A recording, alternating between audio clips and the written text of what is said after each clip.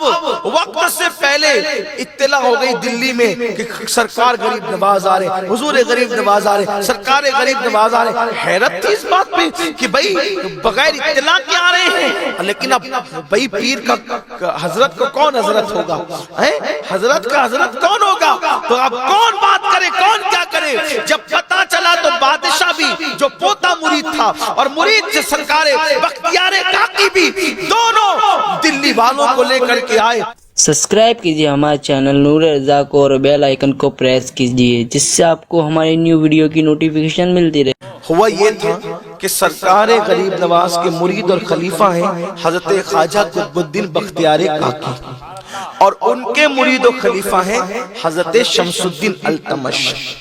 شمس الدین التمش جو ہے وہ بادشاہ تھے، بادشاہ، اور اتنے متقی اور پرہیزگار تھے حضرت شمس الدین التمش کہ اللہ اکبر، شمس الدین التمش کو حضرت بابا قطب نے خلافت و اجازت دی تھی۔ اس کی وجہ یہ تھی کہ کبھی اس بادشاہ کی تہجد بھی فوت نہیں ہوئی، کبھی عصر کے پہلے کی سنت غیر موقعہ بھی نہیں چھوٹی، کبھی تکبیر اولیٰ بھی فوت نہیں ہوئی۔ بہت بڑا بادشاہ اور اتنا متقی پرہیزگار کہ حضرت بابا قطب الدین بختیار کاکی نے خلافت دی۔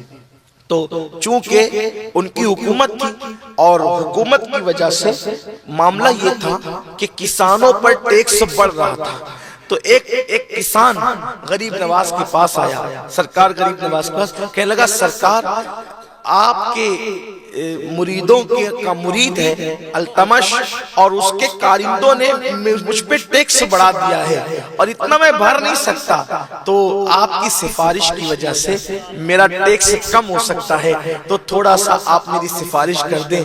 غریب نواز خط بھی لکھ سکتے تھے نا، لیکن فرمایا چلو چلو چل کر میں بات کرتا ہوں۔ یہ چلو کی ادا کہاں سے سیکھی؟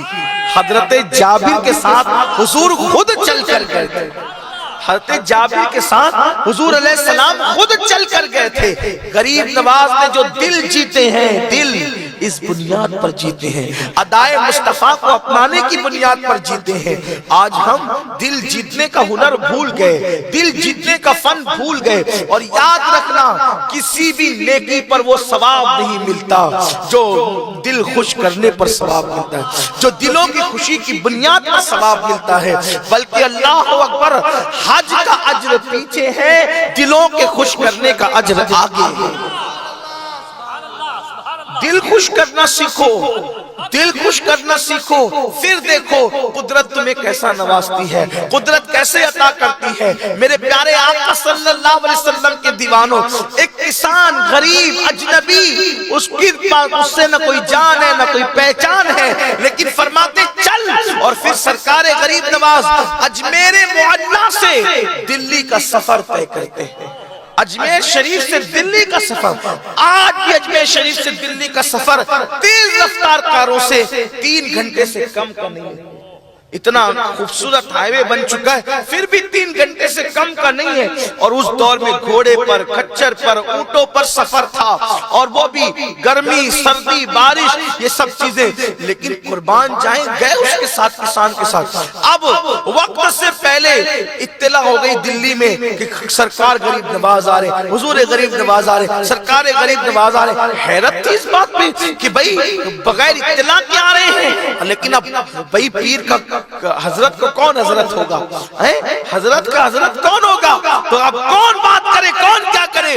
جب پتہ چلا تو بادشاہ بھی جو پوتا مرید تھا اور مرید سے سرکار بختیار کاکی بھی، دونوں دلی والوں کو لے کر کے آئے، اور آ کر کے خوب پرجوش استقبال کیا۔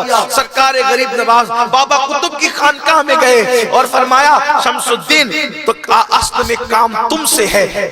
ہاتھ باندھ کے کھڑا ہو گیا بادشاہ وقت، ہاتھ باندھ کے کھڑا ہو گیا بادشاہ وقت۔ دیکھو مسلمانوں، جو قدرت کا سچا بندہ ہو جاتا ہے، بادشاہ پھر اس کے آگے ہاتھ باندھ کر کھڑے ہوتے ہیں۔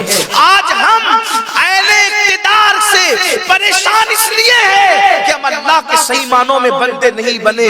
وہ جو سچے بندے تھے اللہ کے، ان کے پاس بادشاہ ہاتھ باندھ کر کھڑے تھے۔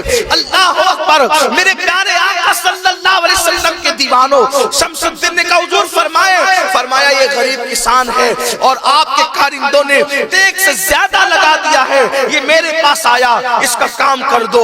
شمس-الدین نے کہا سرکار آپ لکھ بھی دیتے نا اور اس کے ہاتھ میں بھیج دیتے تو میں آپ کا اس کا کام کر دیتا آپ کے حکم پر. آپ نے اتنی تکلیف کیوں اٹھائی؟ اتنی مصروفیت ہے اجمیر میں, اتنے کام ہے اجمیر شریف میں, آپ سب چھوڑ کر اتنی تکلیف کیوں اٹھائی؟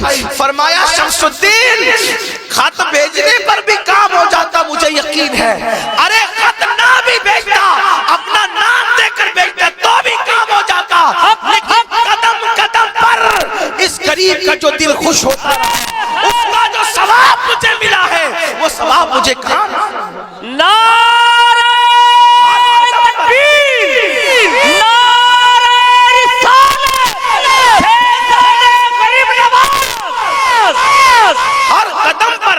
اور غریب نواز تو بچپن سے غریب نواز ہے, آپ کی عادت کریمہ تھی.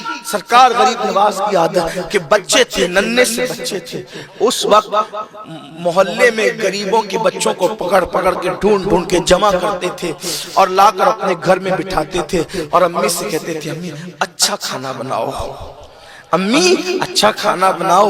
ان کی امی جان بی بی ماہ نور ام الورا سیدہ فاطمہ اچھا سا کھانا بناتی اور غریبوں کے بچوں کو آپ دسترخوان پہ بٹھا کے کھلاتے. جب غریب کھاتے تو غریب نواز ماں سے لپٹ جاتے اور لپٹ کر کہتے امی جب غریب کھانا کھاتا ہے اپنے دستر پر تو کتنا اچھا لگتا ہے, کتنا سکون ملتا ہے. یہ بچپنے میں جب ان کے دروازے پہ جاتا ہوں سوچتا ہوں بچپنے میں شان غریبی نوازی یہ تھی, آج کیا حال ہوگا. اللہ اکبر, میرے خواجہ کا فیضان کرم آج بھی جاری ہے.